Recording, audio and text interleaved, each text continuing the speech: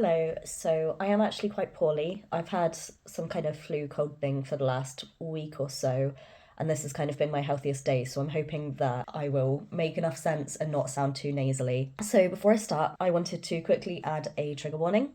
This video talks about eating disorders, recovery, purging behaviours, restriction, and fear foods. I don't go into numbers or graphic detail, but please do take care of yourselves and pause or skip if you need to. Today, I wanted to talk about 5 everyday habits that helped me with my recovery from an eating disorder. Some of these are small, and some of these are the big ones. And I want to just acknowledge that straight away because I know how impossible some of this advice might sound. It can sound like advice that everyone always gives, and it's hard to take on because it can feel like if I could just do those things, I wouldn't be ill. But one thing that helped me wasn't just being told what to do, it was understanding why these things mattered. And I hope that that can help others too, even if you've heard it all before. Sometimes you need to hear it more than once, and I had to hear it for 16 years before the meaning really sank in. Habit number 1, stop tensing and other lead-up behaviours. The very first habit that I tried to get into at the beginning of my true recovery was to try to stop tensing during and after eating. For me, that meant things like digging my elbow into my stomach when I ate food, tensing my stomach really hard, curling up into a ball, hunching over after eating, and so on. It was a way that I was avoiding digestion as hard as I could and trying to fight my body.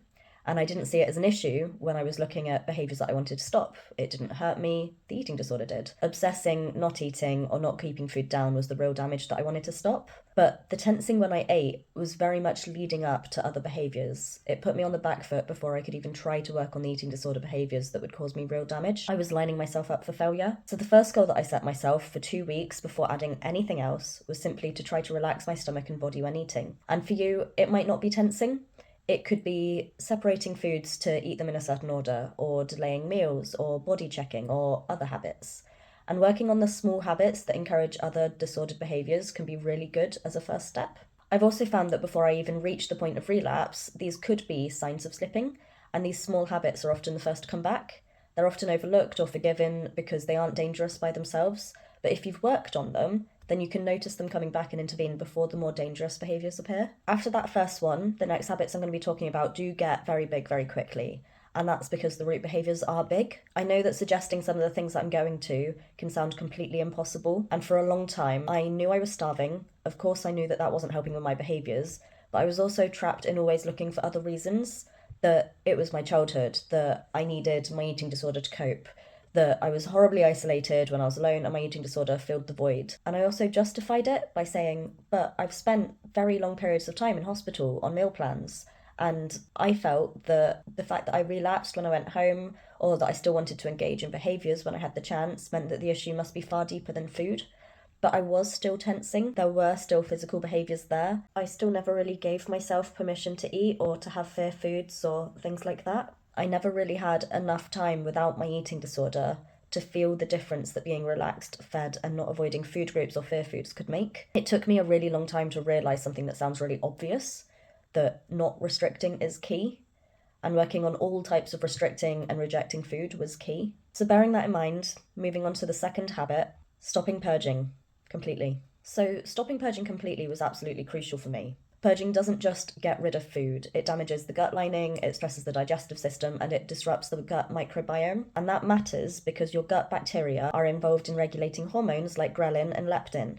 So these are the hormones that tell your brain when you're hungry and when you're full. Ghrelin is the hunger hormone, and it normally rises before meals and drops after you eat. And leptin helps signal satiety and energy sufficiency. So it basically is telling your brain that things are okay. But with purging, ghrelin can stay abnormally high and leptin can go completely out of sync. And that means that hunger doesn't switch off properly, fullness doesn't feel satisfying, and your body never really trusts that it's been fed. So when I stopped purging, my gut finally had a chance to recover, and over time those signals started to make more sense. Habit number 3. Giving yourself permission to eat and eating regularly. So when you skip meals or restrict, ghrelin rises more strongly and more persistently because your body thinks that food is scarce. At the same time, leptin drops when you're undernourished.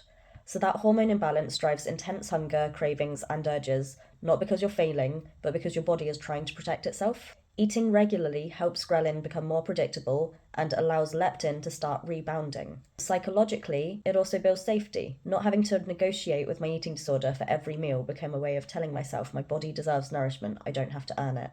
Often, especially at the beginning of recovery, people may need to use something called mechanical eating, which links closely to permission to eat and regular eating. Mechanical eating means eating to a set structure regardless of hunger, because hunger and fullness hormones are often disrupted. It acts as a bridge. It enforces permission to eat when your eating disorder won't allow it, removes negotiation and moral judgment around food, and creates the regularity that your body needs. By eating consistently in this way, those hormones can begin to stabilize, urgency and obsession reduce, and your body learns that food is predictable and safe. And over time, this biological safety allows genuine permission to eat and more reliable hunger and fullness cues to return. I think often in a lot of recovery, you really, really need that permission to eat. And that is something that I want to try to encourage in my videos, is that yes, the key to recovery is to eat. I'm not going to be telling you how to prevent binging and things like that. I'm not going to be telling you how to prevent eating foods that you're scared of. And that isn't because I want everyone to binge and become very overweight. It isn't because I want anyone to ever be unhealthy. I want for people to have healthy, good, nourishing diets that keep them living for a long time and without a disorder. However, I will be, in a way, working on those behaviours. Things like binging will reduce if you do these behaviours, if you do these habits where you are eating regularly, where you are actually giving yourself permission to eat. And I know it can sound backwards, but that's why I'm talking about all of these hormones and all of the imbalances, because they really are key to feeling in control around food again. So moving swiftly from that point, habit number 4, including all food groups and why eating disorder rules are different. So including all food groups is essential for recovery. Physically, different nutrients support gut health, hormones, brain health, and repair. But psychologically, it's all about flexibility. There are a lot of fad diets and messages that act like certain food groups are wrong, but when you study nutrition or dietetics, what you're taught and what's been around for a very long time is the Eat Well guide. The Eat Well plan includes carbohydrates, fats, proteins, includes all of the food groups, and it can be really hard in a world full of advice about cutting things out, but you're in the eating disorder boat, and that means that the rules are different. What might be fine or neutral for someone without an eating disorder to cut out can be actively harmful for someone with an eating disorder, and there is nuance here. Some people have medical conditions or need specific diets, and recovery is still possible if they also have an eating disorder. But the principle remains that reducing restriction wherever possible is key. Last habit, habit number 5, facing fear foods.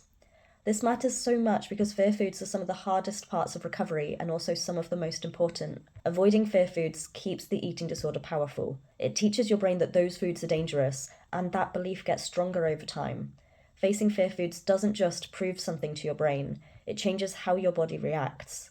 Physically, digestion and fullness improve. Neurologically, fear pathways weaken. Psychologically, you build self-trust. So the first time is usually awful, but recovery doesn't come from eating a fear food once. It comes from doing it again and again.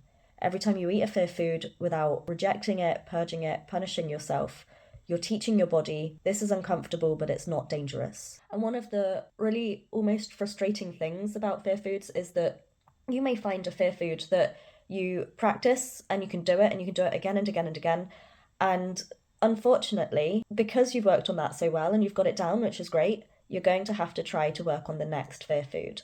And it's not always fear foods either. It's safety behaviours, it's the things that you feel very uncomfortable doing. So something that can be helpful is making a list of fear foods, but rather than just calling them fear foods, calling them a to-do list. But it is an unfortunate truth in recovery that you're always going to be having to look for the next challenge, because that is where your eating disorder lies. That is where the biggest changes will happen.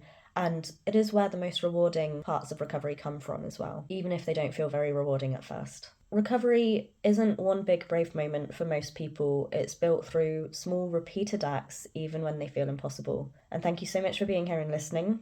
If this helped you, you're welcome to like or subscribe or leave a comment or whatever it is that we do now. If you want to share what's helped you, I'd really love to hear it. Any advice that you have, any things that have helped you with your recovery, I'd love to hear it. And if today isn't the day to engage with challenging these things, that is okay too. Just please take care of yourself, and I will talk to you soon.